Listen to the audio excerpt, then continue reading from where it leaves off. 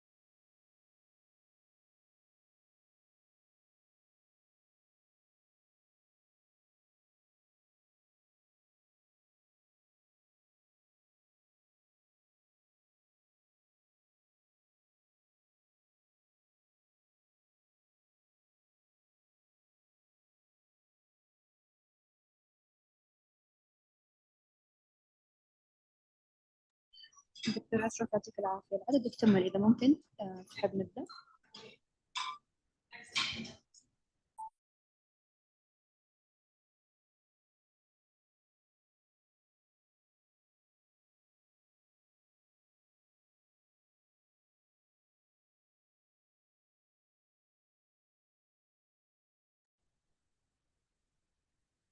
يا فاطمة، احنا ممكن نبدأ لو حبيتوا، إذا كان دكتورة دانا جاهزة. اي نعم نشوف جاهزة، يعطيك العافية. نشوف العدد وصل 1000 خلاص.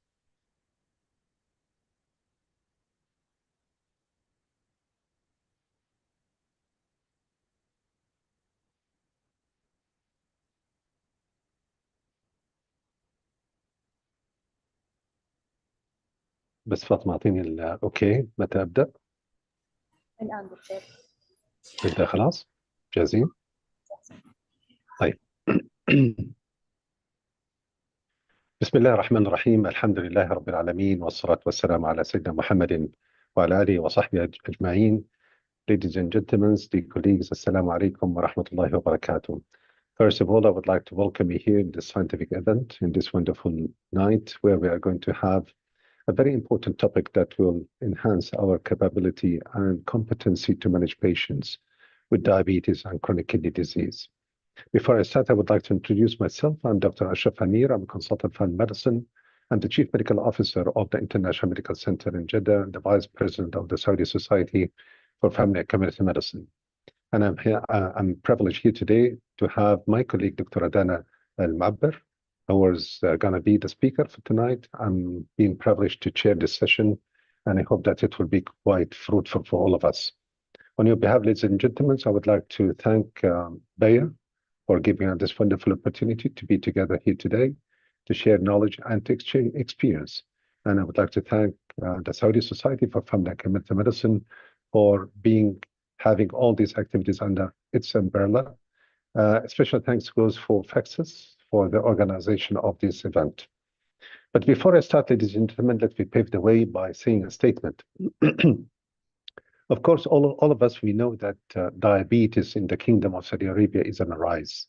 And it's become almost like a tsunami hitting our healthcare system aggressively unless we do something tangible to reduce the prevalence of diabetes in our society, especially when we know that the number of diabetes in the kingdom will be doubled by the year 2045. And unfortunately, the fact that about 70% of our population with diabetes, they are not controlled. So whomever we have been controlling is just only 23 to 30% the maximum, which almost resembling more or less the international benchmark or the international figure for the control of diabetes. And this demonstrated that we are subjecting our patients for the complication of diabetes, which is retinopathy, peripheral neuropathy, cardiovascular disease, and chronic kidney disease.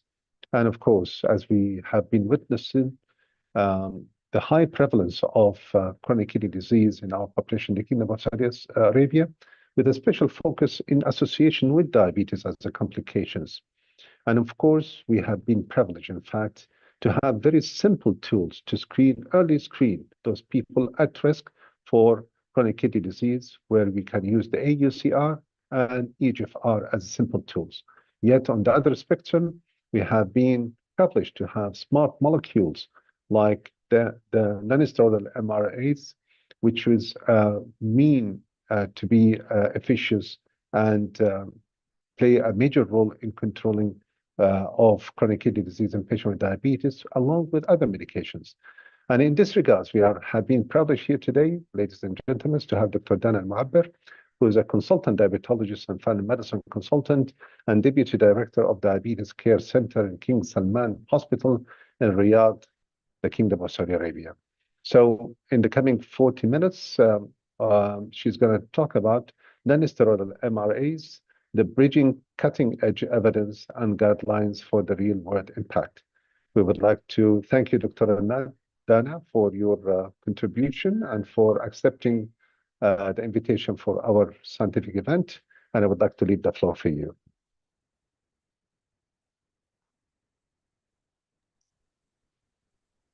Thank you, Dr. Ashraf. Assalamu alaikum wa rahmatullahi wa barakatuh. Good evening, everyone.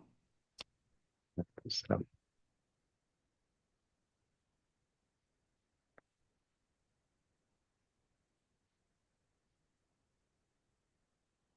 So before starting, thank you, Dr. Ashraf, for the introduction. I'm Dr. Dan Al-Mu'abbar. As he said, I'm a consultant diabetologist and family medicine doctor. I'm working also as the deputy director. And before starting my talk tonight, I'd like to take a moment to express my sincere gratitude to the organizing committee FEXUS and the Saudi Society and Family and Community Medicine for arranging this incredible gathering. I see a great number of attendees tonight and for putting this effort to gather everyone. And thank you in advance to everyone who's showing interest by attending. So now let's deep dive into our topic. So my topic today will be about the non-steroidal mineralocorticoid receptor antagonists, and we're going to be tackling bridging cutting-edge evidence and guidelines for real-world impact.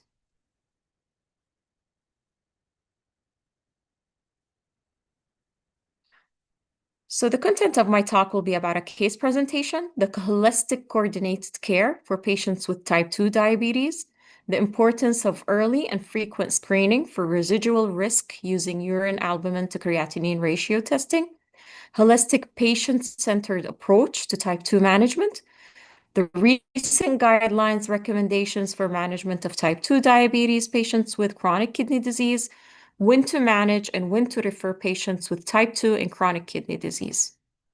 So it's always usual if we want to have a fruitful talk with something that sticks to our mind and we carry it along throughout our daily practice is by having a real example of what we see in a usual day of work, by having this clinical scenario.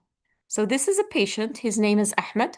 He's a 62-year-old male with chronic kidney disease and type 2 diabetes. He's on a maximum tolerated dose of ACE or ARBs, and he's in your office right now for his checkup. So if we look at his data, as I said, his age, and he has two problems, which are chronic kidney disease and type 2 diabetes. The diabetes has been for 8 years, and the chronic kidney disease has been detected 6 years after the type 2 diabetes diagnosis. During this visit, he has a hemoglobin A1C of 7.7, and this is something usual that we see on our daily practice. His office blood pressure is 138 over 80. Our patient is overweight with a BMI of 28.9. He's an ex-smoker. He has an estimated GFR of 50, a urine albumin creatinine ratio of 350 milligram per gram, and he has a serum potassium of 4.3 millimole per liter. Ahmed has a history of cardiovascular disease, as in coronary artery disease. He has an LDL cholesterol of 65 milligram per deciliter, and he's on atorvastatin 8 milligram. He's on maximum tolerated doses of ACE or ARBs and diabetes standard of care. And by saying diabetes standard of care, our patient is on metformin. He's on the DPP-4 inhibitors or GLP-1 receptor agonists and an SGLT2 inhibitor. So while reviewing his latest labs, you noticed, and from what I just told you, that he has urine albumin to creatinine ratio risen since it was last checked. And his A1C and blood pressure control are relatively well controlled, but you are concerned about the worsening kidney damage and his future risk of cardiovascular events.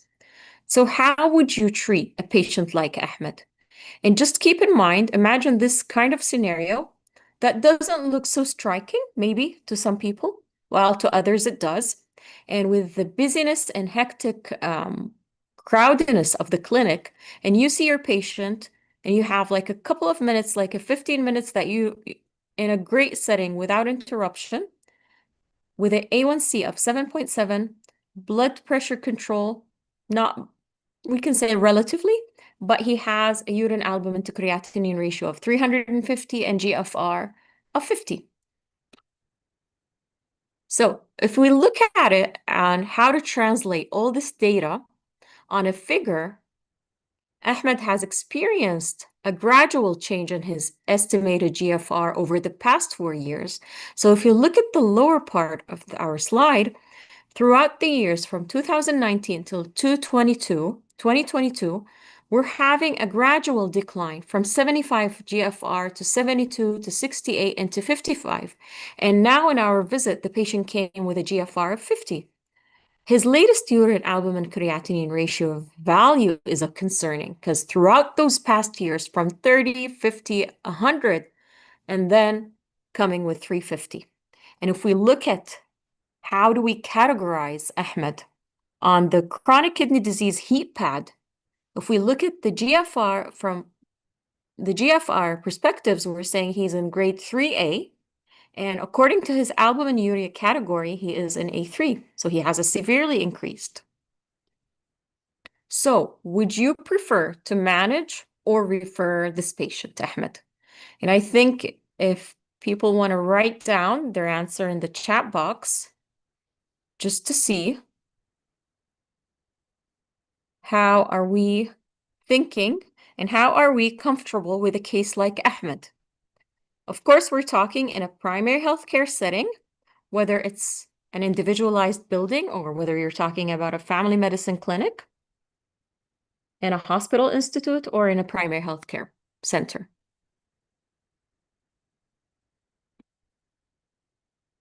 So now, just keep this case in your mind, and you can write it down if you'd like to write it in the chat or you want to write it on a piece of paper. What would you do with a patient like Ahmed at the beginning of our talk? And then we can think about it at the end of our talk.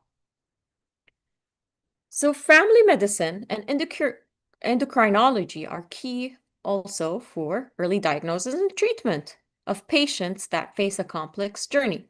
So whether we have a patient, of course, we're talking about a patient that is diabetic, and this patient is going to be taken care of in a primary healthcare setting, with a family physician, or in a hospital setting with an endocrinologist.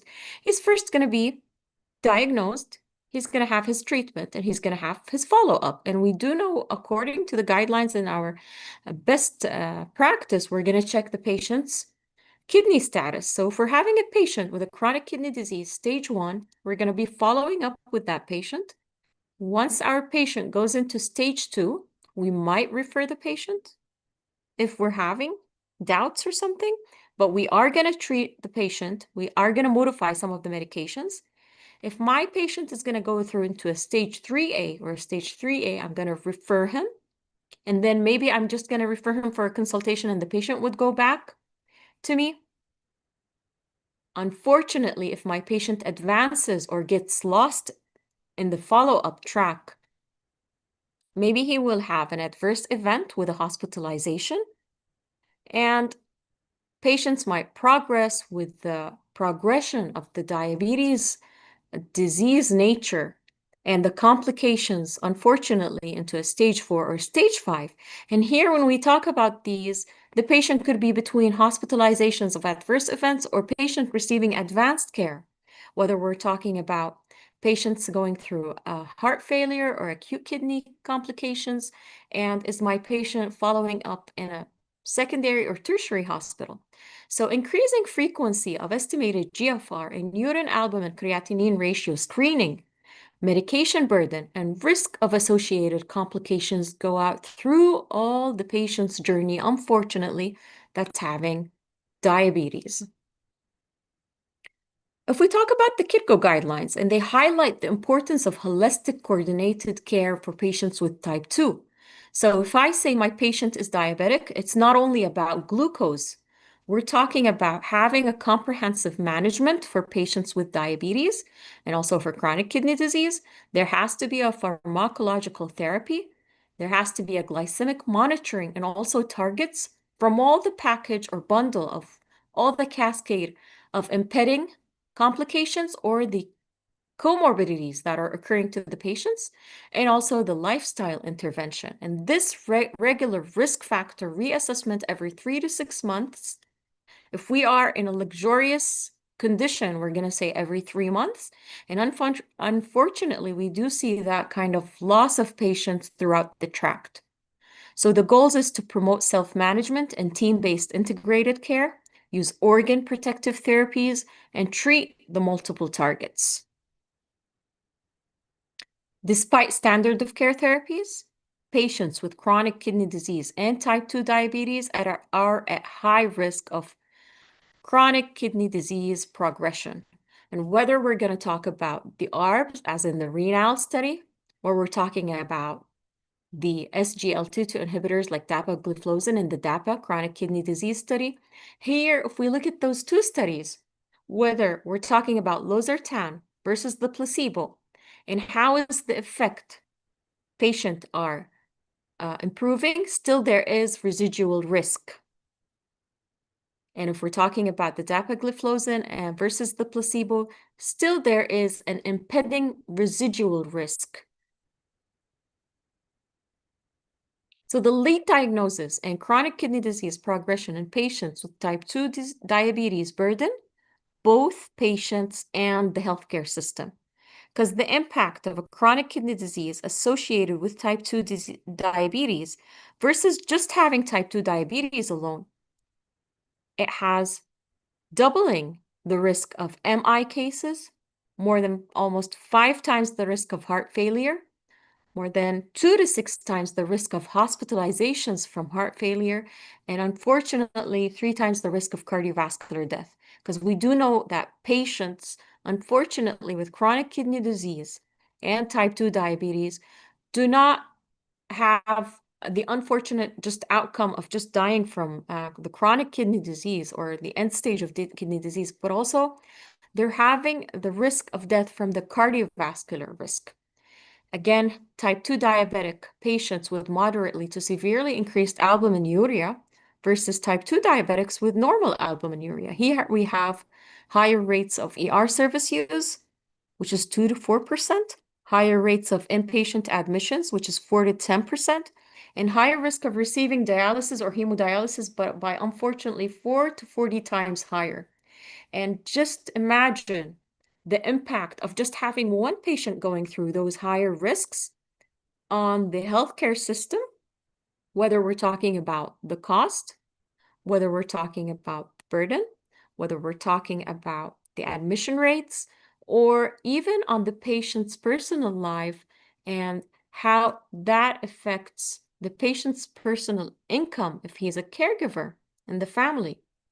So early intervention may help reduce the downstream of heart and kidney risks. Albuminuria is an early marker of cardiovascular risk, and the importance of screening for urine albumin creatinine ratio early to address. We're talking about addressing both the kidney and cardiovascular outcomes, and that includes the heart failure. So as albuminuria is an early predictor of heart and kidney disease outcomes, routine urine albumin creatinine ratio screening is recommended in international cardiology guidelines to mitigate cardiovascular risk. So whether we're talking about from the cardiovascular composite outcome or from the kidney composite outcome, it's both the same, because regarding the cardiovascular events are common within the first 6 to 12 months of having those urine albumin. If you look at the figures with all the 3 different colors, whether the urine albumin creatinine ratio is less than 1.5 or between 1.5 and less than 3 or 3 or more, the first 6 to 12 months, these patients have cardiovascular events are common. So the recommendation of patients with chronic kidney disease and diabetes, it's recommended that routinely screened for kidney disease, and that is by assessing the estimated GFR and also the urine albumin creatinine ratio. And why is that? Albuminuria is associated with an increased cardiovascular risk and can often be detected even before the decline in the estimated GFR. Because even here, if we look at this figure and patients in the early let's say, journey or early pathway of having type 2 diabetes, these patients might come in the beginning with a normal GFR. But having a patient with a urine albumin creatinine ratio of just more than 10 milligram per gram, they have an increased cardiovascular risk. And unfortunately, these might not be detected. Scientific societies recognize the importance of identifying and managing chronic kidney disease in patients with type 2, whether we're talking about the ADA, the ESC, the European guidelines, the KITCO, the AACE guidelines. They're all talking the same language, that patients have to have a proper identification and management once chronic kidney disease is identified. So clinical importance of screening and treating. So it's not just about screening. And this is important to preserve the kidney function and to reduce the cardiovascular risk. Guidelines recommend both estimated GFR and urine albumin creatinine ratio testing at least annually in all patients with type 2 diabetes. And why is that? Why do we need to do both? Because the estimated GFR, it measures the kidney function. On the other hand, the urine albumin creatinine ratio measures the kidney damage. And this has to be on an at least basis of once annually. And according to the ADA, KITCO, or ACE guidelines, recommending both because estimated GFR alone may not fully capture the prognosis of chronic kidney disease. And we got to support routine estimated GFR and albuminuria screening to assess the early cardiovascular risk in patients with chronic kidney disease associated with type 2 diabetes. The urine albumin creatinine ratio is an important and easy measure of kidney health. Because why is that? Albuminuria measurement. There are practical points here. The ADA has approved using urine dipstick. So if I can't get, I'm not in a facility that I have a lab that I can do it through sending a urine sample for urine albumin creatinine ratio. We can, with a urine dipstick or a urine sample, to calculate the urine albumin creatinine ratio. 2 out of 3 abnormal results are required within a 3 to 6 month period before confirming diagnosis of moderate or severe albuminuria.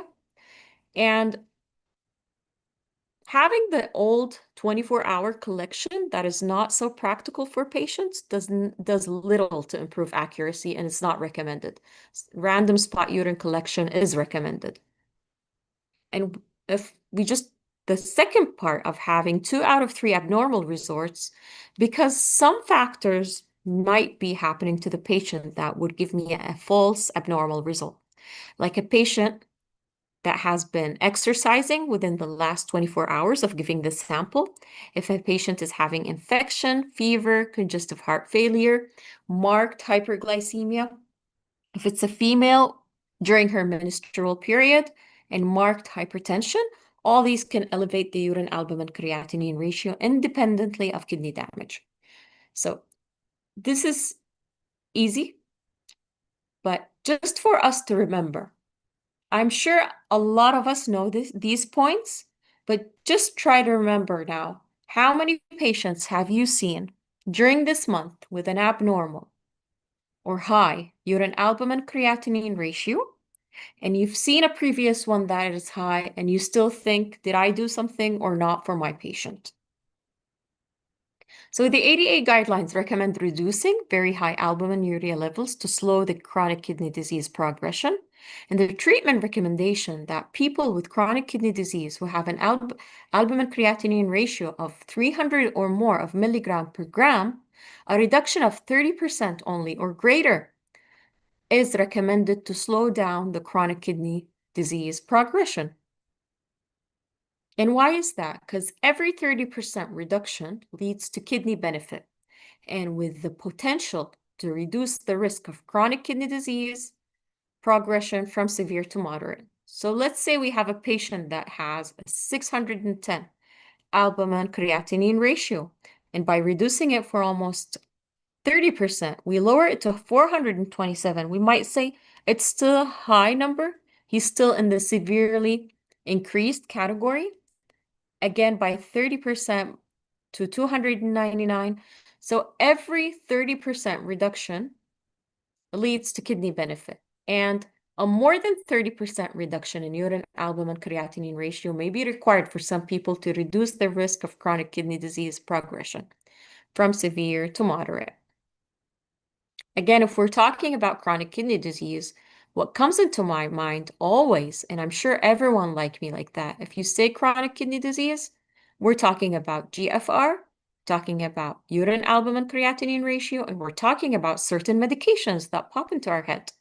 And we do know that, unfortunately, whenever we have a case of a diabetic patient that's coming to our clinic with a renal impairment or kidney disease progression, we do know that this kind of patient will take some time in the clinic because I have to keep in mind certain points.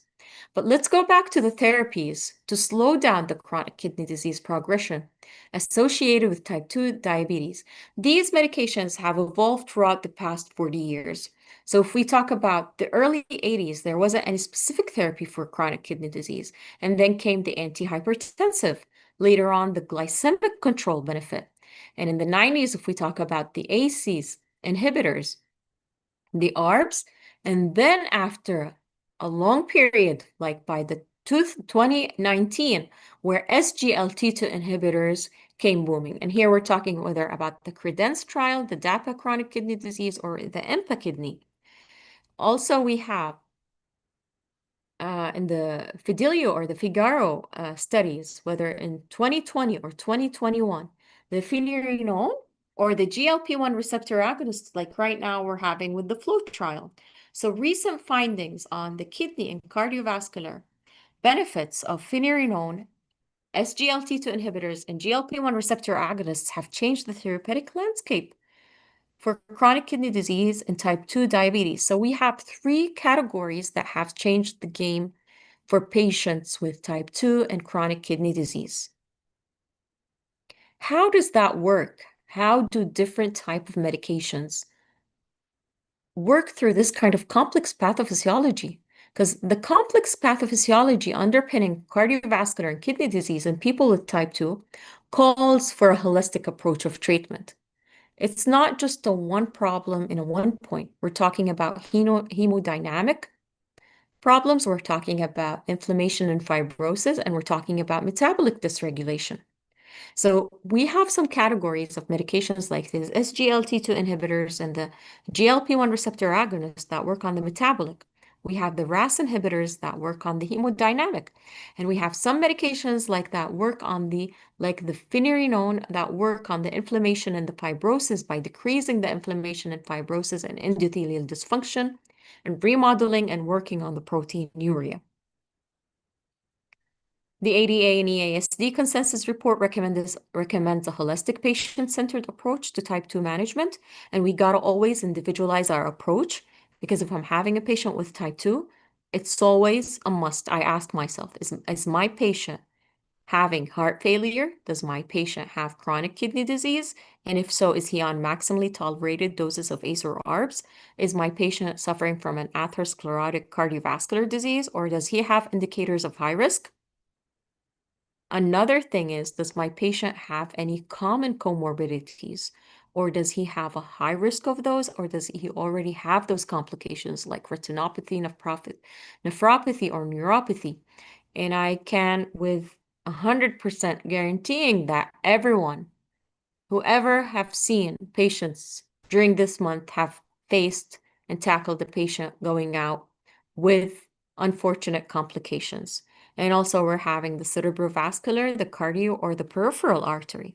So a patient-centered care that addresses the multimorbidity and is respectful and responsive to individual preference and barriers, and also the shared decision-making to contextualize the evidence of indicated therapies on benefits, safety, and risk. You gotta always have a shared decision-making, because through that, the patient will understand the nature of the disease, the risk of not being compliant, and gaining the trust in having the compliance of having the follow-up of patients. The non-steroidal mineralocorticoid receptor antagonist is recommended to slow down the chronic kidney disease progression and reduce the cardiovascular events in patients with chronic kidney disease and type 2. And if we talk about this category per se, throughout all the guidelines, whether it was the ACE, the KidCO, the ADA, or the European Society, they're all recommending having a patient on a non-receptor mineralocorticoid receptor antagonists. And this is despite having a patient on a maximum tolerated RAS to reduce the progression of kidney disease and reduce the cardiovascular events. A holistic approach to treatment is recommended by the KidGO for improving outcomes in patients with chronic kidney disease and type 2. And always we know that our first line of treatment, but that doesn't mean it's the first line until the next visit. It's the first line with the education, with the first setting of the patient, with a healthy lifestyle. The first line drugs therapy for most patients, we're talking about SGLT2 inhibitors, aiming to regulate the blood pressure with RAS inhibitors, and statin-based therapies. And then we have target therapies for specific complications. And does that come in hand whether we're talking about the antiplatelets, treating the anemia, or using non-selective or non-steroidal mineralocorticoid receptor antagonists? So finerenone here, it's a non-steroidal mineralocorticoid receptor antagonist with proven kidney and cardiovascular benefits, and it's suggested for adults with type 2 diabetes with an estimated GFR of more than 25, normal potassium, and a urine albumin to creatinine ratio of more than 30, with a class 2A recommendation.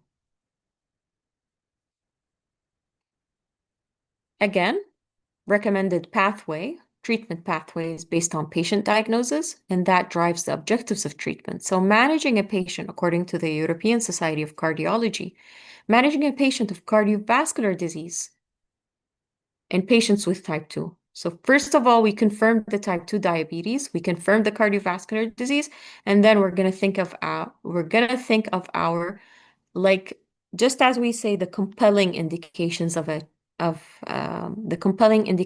treatment plan.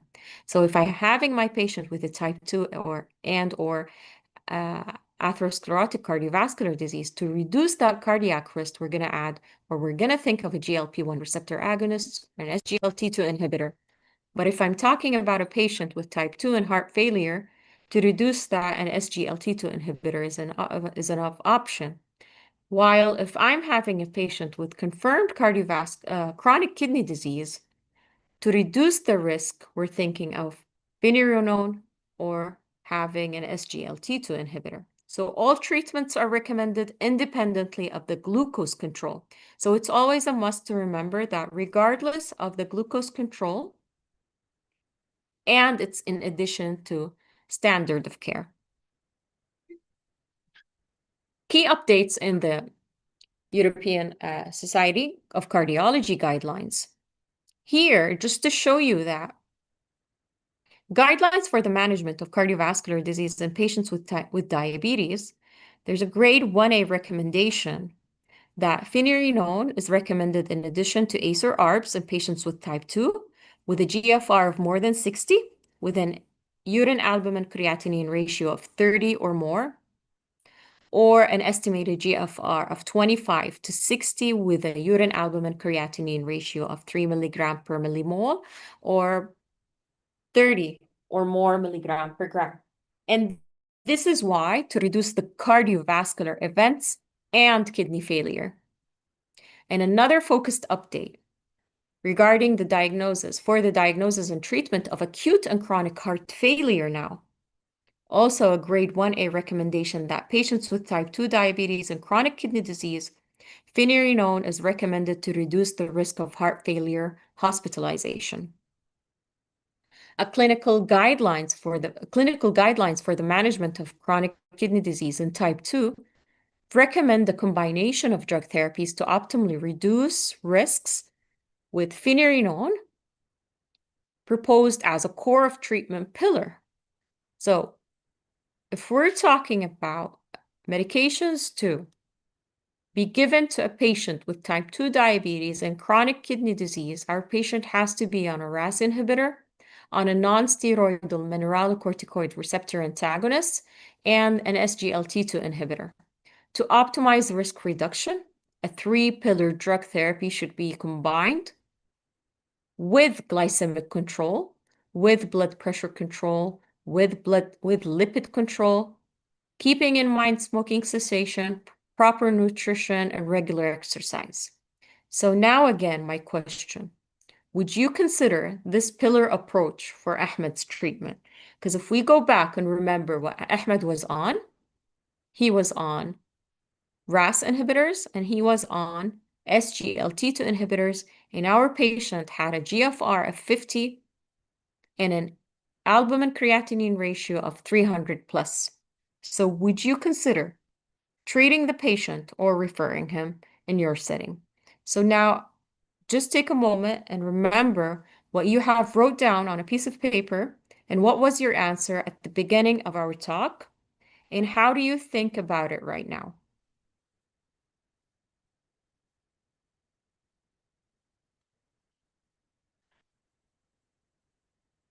Drivers of chronic kidney disease progression include fibrosis, albuminuria, and hemodynamic factors. And these are all associated with what? With mineralocorticoid overactivation. So whenever mineralocorticoid overactivation goes, drivers of chronic kidney disease and heart failure progression happens, because fibrosis, albuminuria, and hemodynamic factors, and these are the worsenings of heart and kidney disease. How does a non-steroidal mineralocorticoid receptor antagonist work? It works by blocking the mineralocorticoid overactivation, and by that slows kidney and cardiovascular disease progression. So it comes here in blocking this overactivation and hemostatic action, and by that it tackles through working on the inflammation and fibrosis, working on the albuminuria, and working on the hemodynamic factor. And this is translated through the proteinuria and heart and kidney protection. We do remember whenever we say the non-steroidal mineralocorticoids receptor antagonists that we had the steroidal ones like the spironolactone. Maybe some of us were familiar with giving it or having patients that were on it. So now, what's the difference between the non-steroidal versus the steroidal, or between finerenone and the spironolactone? So what would be the effect? And here, if we talk about what's the difference, is it effect on inflammation and fibrosis? And if we talk about that question, what's the difference on the effect of inflammation and fibrosis? Finerenone has greater reduction. If we talk about effect on renal electrolyte disturbance, finerenone has lower risk versus the spironolactone. And why is that? This is because of the distinct mineralocorticoid receptor antagonist activities due to differences in the structure, mode of binding, and cofactor recruitment. If we're talking about the risk of sexual side effects, and this is what we see with patients on spironolactone, we have no difference in the finerenone compared to the placebo. And this is because with finerenone, the selectivity is high. If we ask about what's the difference regarding the risk of hyperkalemia, if we compare that risk, it has lower risk than versus the spironolactone. And this is manageable with the treatment interruption. And that's because the difference in the MR-mediated gene expression and also in the half-life of the medication, plus the presence or absence of active metabolites compared with the spironolactone. And again, is it easy to interrupt the treatment plan with spironolactone? We know that it's quite hard. The effect on systolic blood pressure reduction, it has a moderate effect on the systolic regarding the finerenone action, and it has a high effect on the systolic blood pressure when we talk about the spironolactone. So here from just, why are we talking about the systolic blood pressure? Because I'm talking about a patient, he's diabetic, hypertensive, chronic kidney disease, or even just diabetic and chronic kidney disease, let's say. And I'm talking about a patient with a normal blood pressure. Am I thinking of giving him something to protect his kidney and put him at risk of lowering his blood pressure? And that's why we're just justifying that. And that's due to the differences in the lipophilicity, the polarity, and the ability to penetrate the CNS. Patients included across the spectrum of chronic kidney disease severity, whether we're talking about the Figaro, the Fidelio, and the Fidelity. All these patients were taken from different perspectives throughout the chronic kidney disease heat pad, whether the Figaro with patients having a urine albumin creatinine ratio between 30 and less than 300, with a GFR of 20 to less than 90, or patients with urine albumin creatinine ratio between 300 and less than 500, and a GFR of 60 or more, and again with the others. Significant risk reduction in cardiovascular and kidney outcomes in 2 phase 3 clinical trials. So in Fidelity, we have a 32% reduction in urine albumin creatinine ratio. And just remember what the ADA guideline was recommending, with the decreasement of at least 30% has a great benefit in slowing the progression of kidney disease in the albumin creatinine ratio. So it's indicated to reduce the risk of sustained eGFR decline, end-stage kidney disease, cardiovascular death, non-fatal MI, and hospitalizations for heart failure in adult patients with chronic kidney disease associated with type 2. If we talk about the Fidelity, finerenone improved cardiovascular and heart failure outcome versus placebo in patients with chronic kidney disease and type 1.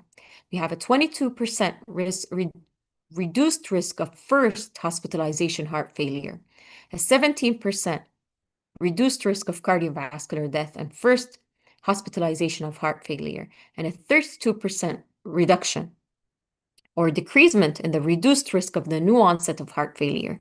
So finerenone reduced the incidence of all-cause and cardiovascular mortality versus placebo and lowered the risk of sudden cardiac death. Finerenone demonstrated consistent heart and kidney benefit regardless of treatment with anti-glycemic agents.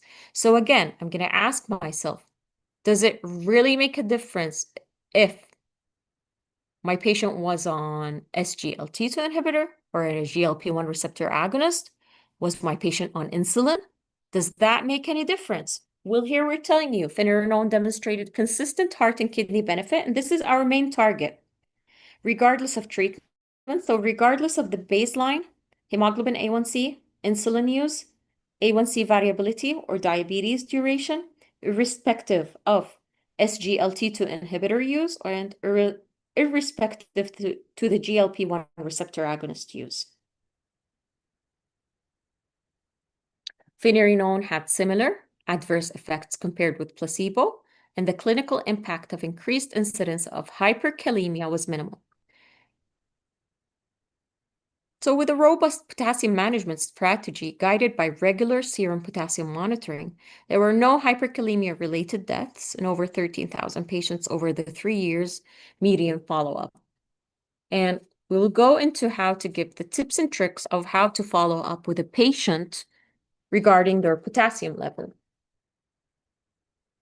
So practical use guidance for the initiation and monitoring. If my patient has type 2 diabetes with chronic kidney disease, and here we're talking about both assessment regarding estimated GFR and urine albumin creatinine ratio. And my patient has a serum potassium of 5 or less, and my patient has an estimated GFR of 25 or more. I can start him on finerenone with a dosing of, it comes in 10 and 20. If I'm thinking of the 10 milligram, that's if my patient has a GFR of less than 60, and I can think of the 20 milligram if my patient has a GFR of 60 or more. And this is given as a tablet once daily.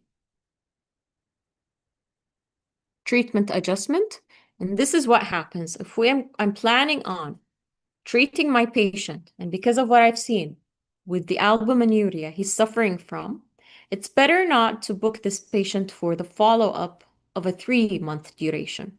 No, with a 1-month duration, which is the 4 weeks, because serum potassium and estimated GFR must be remeasured 4 weeks after starting the treatment. And according to the potassium level, I'm going to know if I'm going to maintain, or if I'm going to increase the dose, or if I'm going to withhold it. If I started on the 10 and the patient has a serum potassium of less than or equal to 4.8, I can increase it to 20. And if I started the patient on 20, he's just going to continue on maintaining the 20. If my patient had a potassium of more than 4.8 and up to 5.5, I can maintain him on the current dose that he was on. And if my patient has a serum potassium of more than 5.5, I got to withhold the treatment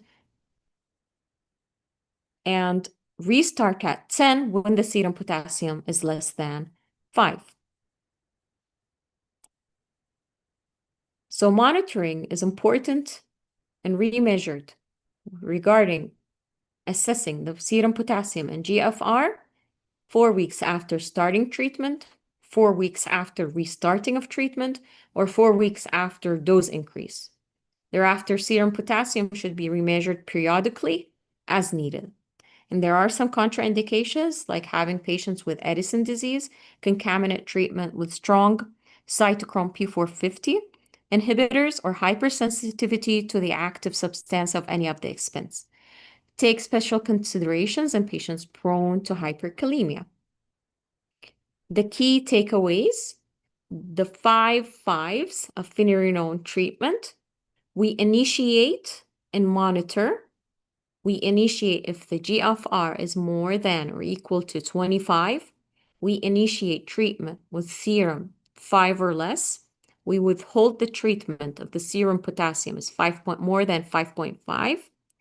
The key treatment's effect, finerenone reduces the risk of end-stage kidney disease by 1/5, and finerenone reduces the risk of hospitalizations by heart failure more than 1/5. The guidelines recognize the KDIGO recommendations for patient referral to nephrology by patient risk category. And again, through the chronic kidney disease heat map here, we see that when do we treat patients and when do we refer? So this is for risk of chronic kidney disease progression and referral.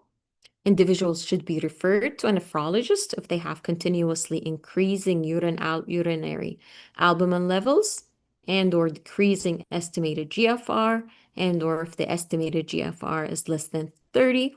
And again, just for safety netting and not putting our patients at risk whenever we are in doubt.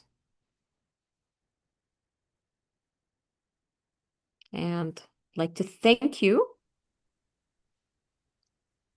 Thank you so much, Dr. Dana, for this wonderful presentation. You made it so simple that it was appealing for majority of the audience, and I have received comments, regarding, or they are so much inspired as a primary care physicians to get into the field of management of chronic kidney disease in patients with diabetes aggressively.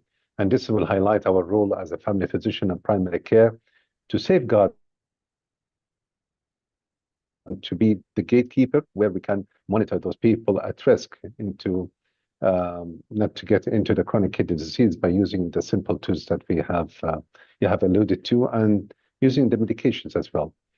But the question here, Dr. Dana, is knowing the limitations of the resources in the primary care. So the UACR and EGFR is not available. So what will be the substitution for these kind of tools? I think you have come across it in your presentation, but this was a question which was asked one more time. Yeah. Thank you, Doctor. Regarding, first of all, always keep in mind with all the crowdiness of our clinics, I'm a big advocate for family medicine and for the quality of care that we can give our patients. We are in challenge with the number of patients, but I'm sure everyone here with us, whenever they hear or whenever they know that this patient is a chronic kidney disease, risky patient, we know that we need more attention with this patient. We don't need interruption. I gotta make sure everything is fine because I might lose track of this patient. I might work in a different primary healthcare setting. He might be lost and just goes and refills his medication. So I gotta make sure he's in safe hands. I think estimated GFR is a must because serum creatinine, something has to be done. And we shouldn't just rely on serum creatinine. We got to calculate it for the patient and for every patient if my institute does not provide the calculated estimated GFR.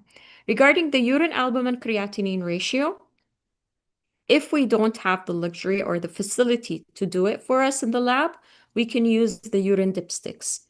And usually, even in simple primary healthcare settings, in the OB-GYN or the antenatal care clinic, they do have these kind of urine dipsticks because they do use them for pregnant follow-up patients. Yes. So we can also use them for our patients. But keep in mind that if you don't have it, just ask for it.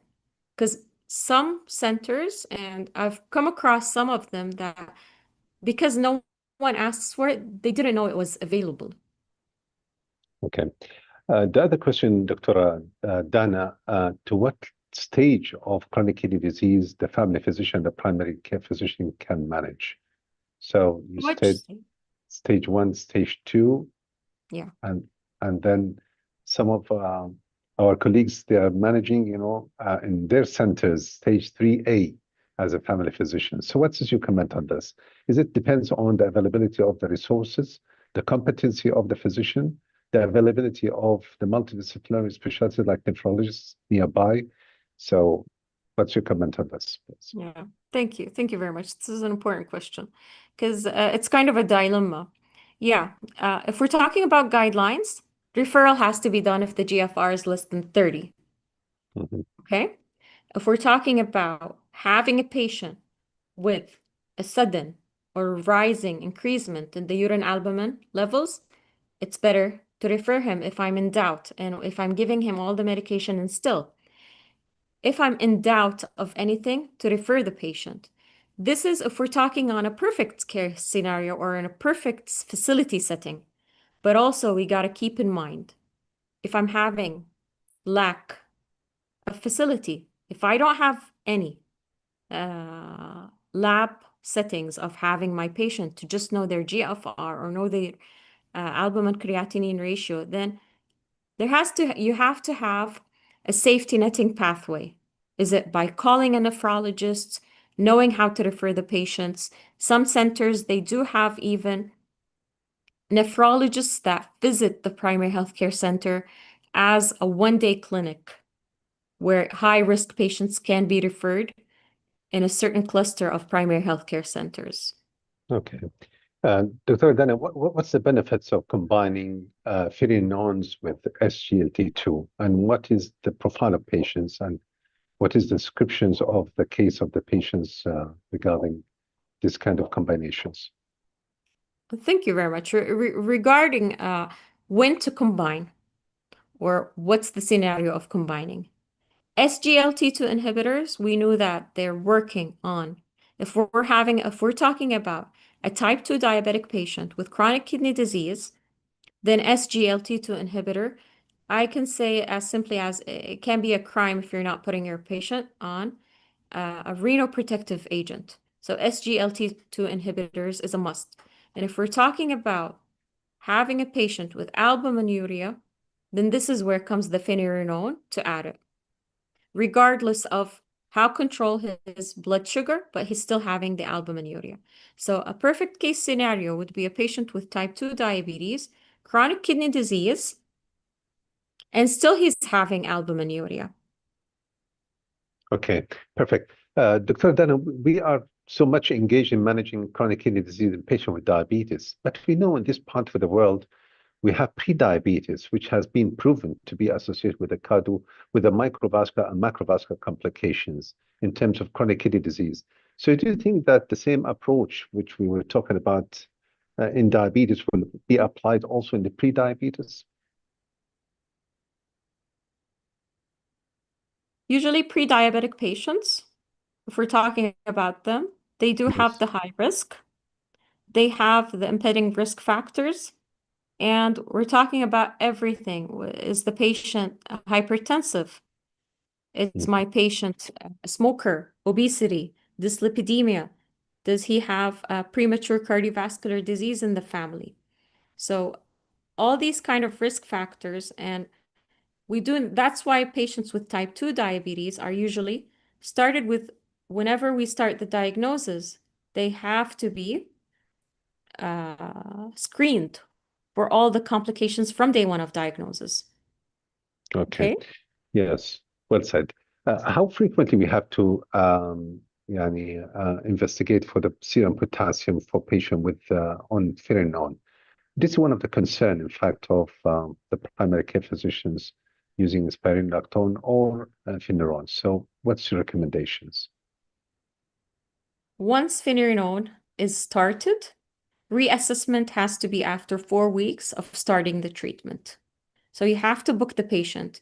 And to make sure you have your patient come back, as a simple advice, do not give the patient the medication for 3 months. Give him the medication for 1 month.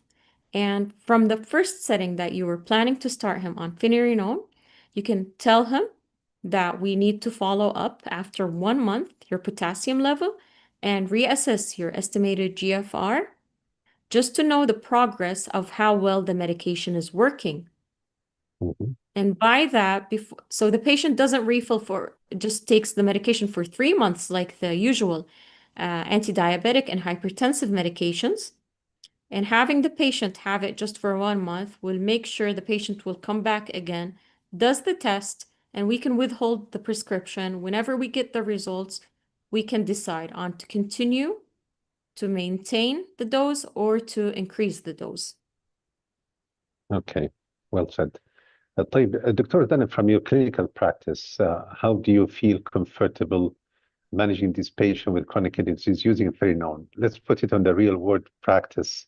What was your experience, and how do you encourage, in fact, the primary care physicians to go ahead, to reach that level of management of patient with chronic kidney disease rather than referring, from the first step, So still there is an area where we can demonstrate our competency as a primary care physician to manage those patients. So what was your experience?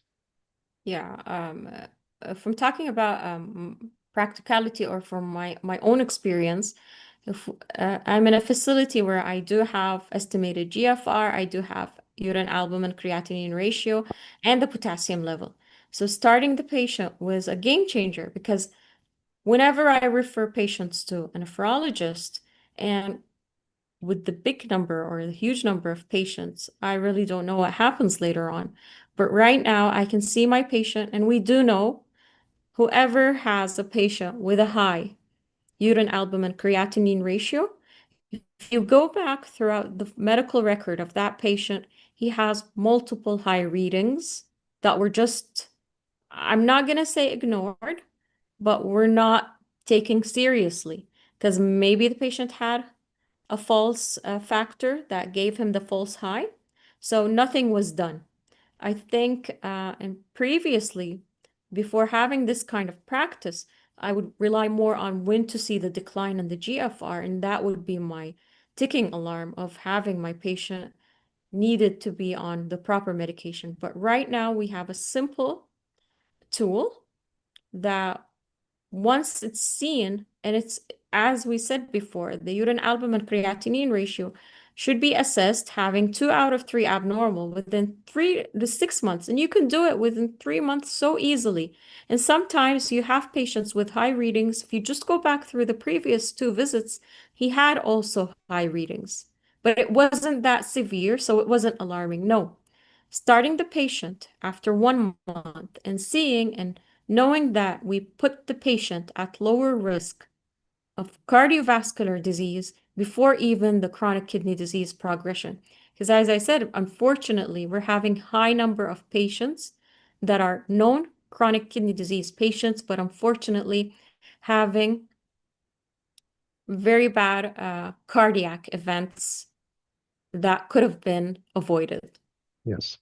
I totally agree with you. And even in my hospitals, we have been privileged to have all the EGFR, ESCR, and Ferrinon as well. And I think, Ferrinon has been, highly available as to slow the progressions of the chronic kidney disease. And we know that diabetes is a progressive disease. And all what we do to manage the A1C and to delay the complications of diabetes in terms of chronic kidney disease. So using Ferrinon become a way of managing these complications to slow the progressions. And it's demonstrated to be quite efficacious, safe, and tolerated by the patient. And of course, we have nearby the nephrology department, so we refer patient to them, and then the patient will be brought back again to us in the primary care and the family medicine to ensure the continuity of care. So we are not just only caring for patients with chronic kidney disease, but we are looking into the patient in total in a very holistic way. So my last question, because this is one of the questions which has been received, any contraindication for using Ferrinones or any drug-drug interactions, Dr. Adana?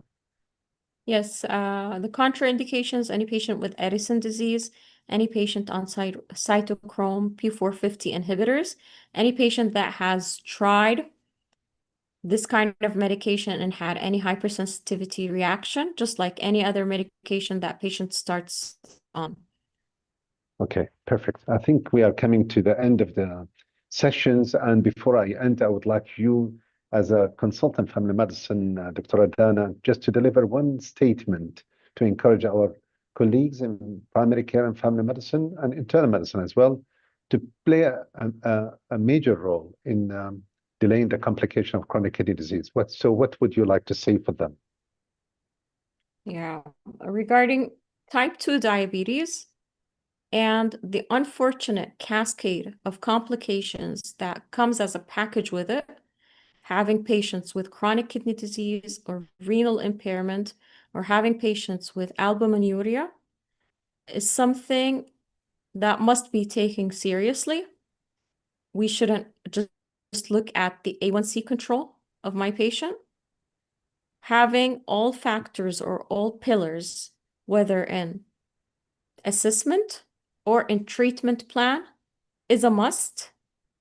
And this should be done through the proper investigation and following the simple step-by-step guidelines and starting the patient to save their lives on the proper medication.